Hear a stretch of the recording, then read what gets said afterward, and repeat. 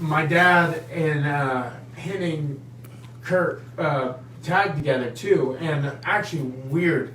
On the way, I flew into Philly today, and when I was in 6th grade, I got right before going back to school, I got an opportunity. My dad was doing a show in the old ECW arena, and it wasn't ECW, but it was probably 99, 98 after he left WCW, and I didn't know where I was. He was just going to a wrestling event, and I was like, please, can I come? Please, it's my last weekend in the summer, and then I go back to school. So he let me come, and I flew out with him, and I got to Philadelphia, and it's been a while since I've flown. Usually I know where I'm at in the airports, and I was coming down the escalator today, and I was like, where am I?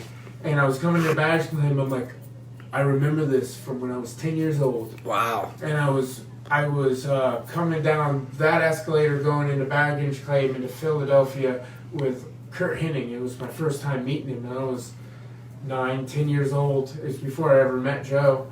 And my dad said, I'm going to go get the car, and I'm going to get the bag, get the car. You hang out with Curt.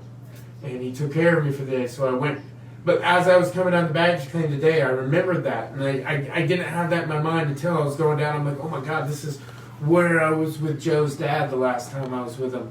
And we went down there, and he took me to a Philly cheesesteak place that wasn't Pat or Phil's or any of the famous ones. He took me to my best Philly cheesesteak place I've ever had in my life. Walked in, got the sandwich, came out. It was a little hole in the wall, nothing. And we came back out and got back in the car, and it was just me and Curt Henning. And I go, they didn't put any cheese on my sandwich. He grabbed the sandwich out of my hand, ran back in, kicked the door open, and started cussing everybody out. And they're like, no, it's in the meat. It's in the meat. And he opened it, and we looked at it. He's like, all right, you guys are all right. And they gave it back to me. I went back to the car, took a bite. It was the cheesiest sandwich I ever, cheesiest Philly cheesesteak sandwich I ever had.